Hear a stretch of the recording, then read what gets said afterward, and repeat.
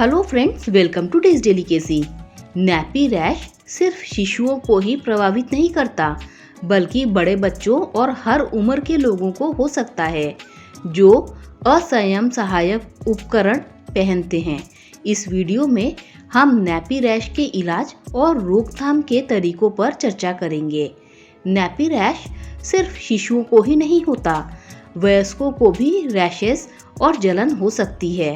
इससे खुजली और असुविधा हो सकती है, लेकिन इलाज से यह जल्दी ठीक हो सकता है। हालांकि कभी कभी गंभीर नैपी रैश किसी त्वचा संक्रमण या अन्य स्थिति का संकेत हो सकता है। इसे और बिगड़ने से रोकने के लिए इसका तुरंत इलाज करना जरूरी है। यदि आपके बच्चे या किशोर को नैपी रैश है या आप भविष्य में इसे होने से रोकना चाहते हैं, तो कुछ उपयोगी सुझावों के लिए ये वीडियो देख सकते हैं। नैपी रैश क्या है?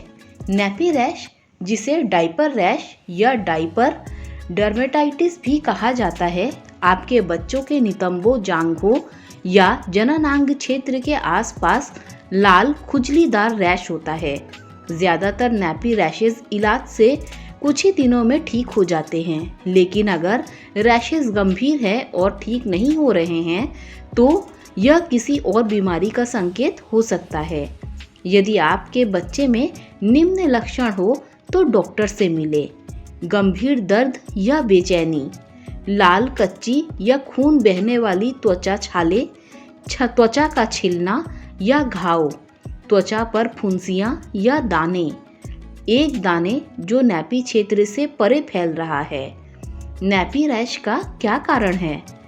कुछ अलग अलग कारक हैं जो नैपी रैश का कारण बन सकते हैं। इनमें शामिल है नमी, गर्मी और घर्षण।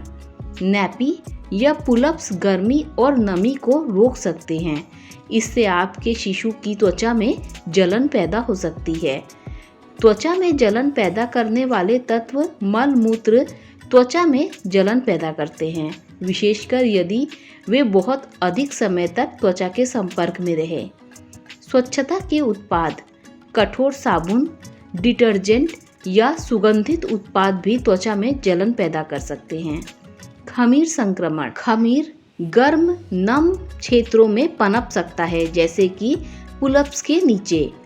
त्वचा की स्थिति, यदि आपके बच्चे को एक्जिमा या सोराइसिस जैसी त्वचा संबंधी समस्याएं हैं, तो उन्हें नैपी रैश होने की संभावना अधिक हो सकती है।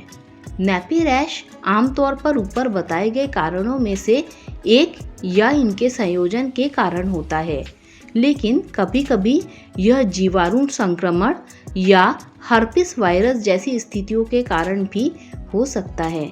हालांकि यह कम आम है। कुछ बीमारियों के कारण भी डायपर क्षेत्र में चकत्ते हो सकते हैं, लेकिन ये दुर्लभ है और आमतौर पर बुखार या पेट दर्द जैसे अन्य लक्षणों के साथ आते हैं। यदि आपके बच्चे का नैपी रैश गंभीर है, ठीक नहीं हो रहा है या अन्य लक्षण है, तो किसी अन्य समस्या की संभावना को दूर करने के लिए डॉक्टर से मिलना महत्वपूर्ण है। दोस्तों, आप नैपी रैश का इलाज कैसे करते हैं? नैपी रैश के हल्के मामले का उपचार जिंक ऑक्साइड युक्त बैरियर क्रीम के उपयोग से किया जा सकता है, जिसमें एंटीऑक्सीडेंट और जीवाणुरोधी गुण पाए जाते हैं। जब बात आपके बच्चे की त्वचा को किसी भी असंयम संबंधी त्वचा की जलन से बचाने की हो, तो इसे अपना नया सबसे अच्छा दोस्त माने। नैपी रैश के उपचार के लिए जिंक ऑक्साइड युक्त अनेक प्रकार की बैरियर क्रीम फार्मेसियों में बिना डॉक्टर के पर्चे के उपलब्ध हैं। इसीलिए आपको इन्हें प्राप्त करने के लिए अपने बच्चे के डॉक्टर से प्रिस्क्रिप्शन लेने की आवश्यकता नहीं है। यदि आपके बच्चे के दाने over the count barrier cream के उपयोग से ठीक नहीं हो रहे हैं, तो आपको उन्हें डॉक्टर के पास ले जाना चाहिए, ताकि पता चल सके कोई अंतर्निहित समस्या तो नहीं है। दाने के कारण के आधार पर वे निम्नलिखित दवाएं लिख सकते हैं। किसी भी सूजन या जलन को कम करने के लिए हाइड्रोकोर्टिसोन मरहम जैसा एक सामयिक कॉर्टिस्टेरॉइड कैंडिडा संक्रमण होने पर एंटीफंगल या जीवाणु संक्रमण हो तो एंटीबायोटिक्स। नैपी रैश से कैसे बचें?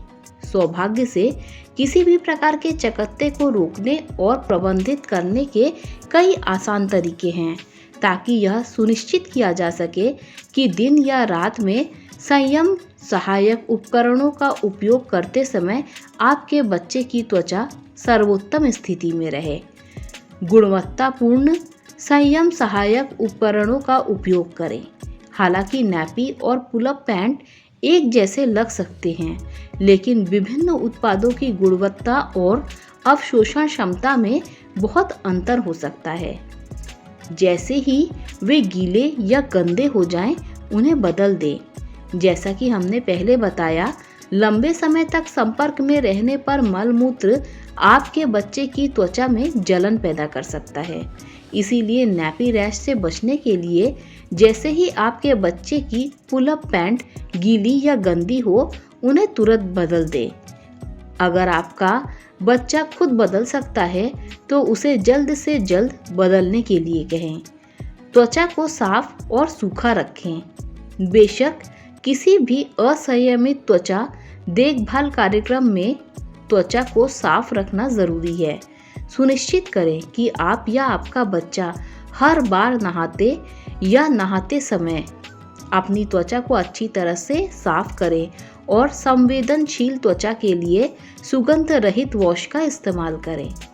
घर से बाहर जाते समय जल्दी से कपड़े बदलने के लिए अपनी असंयम किट में हाइपोएलर्जेनिक वेट वाइप्स रखना भी एक अच्छा विचार है। दूसरा, पुल-अप या नैपी पहनने से पहले उस जगह को मुलायम तौलिए, कपड़े या वेट वाइप से सुखाना न भूलें। बैरियर क्रीम का प्रयोग करें। हालांकि बैरियर क्रीम नैपी रैश के लिए एक उपचार है, लेकिन यह एक बेहतरीन निवारक भी है।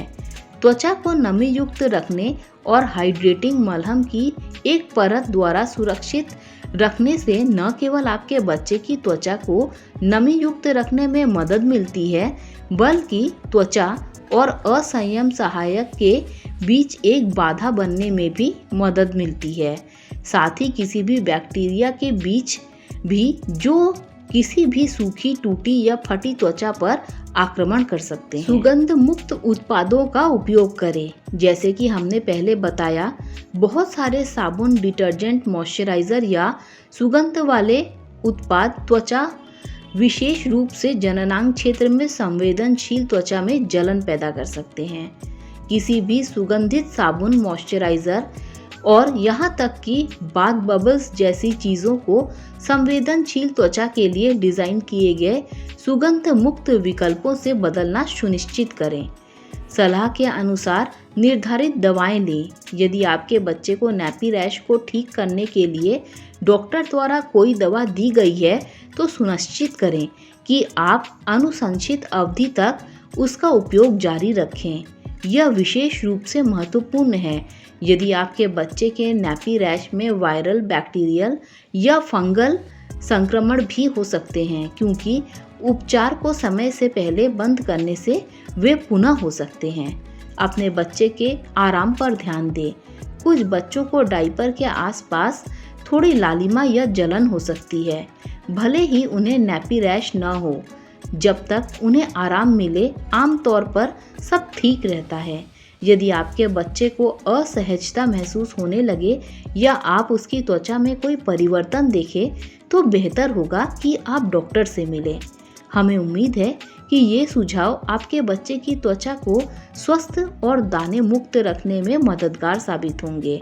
याद रखें, ये सिर्फ सामान्य सलाह है। अगर आप अपने बच्चे की त्वचा को लेकर चिंतित हैं, तो बेहतर होगा कि आप हमेशा अपने डॉक्टर से विशेष सलाह लें। दोस्तों, अगर वीडियो अच्छी लगी हो तो लाइक, शेयर, सब्सक्राइब कीजिए। Thanks for watching this video.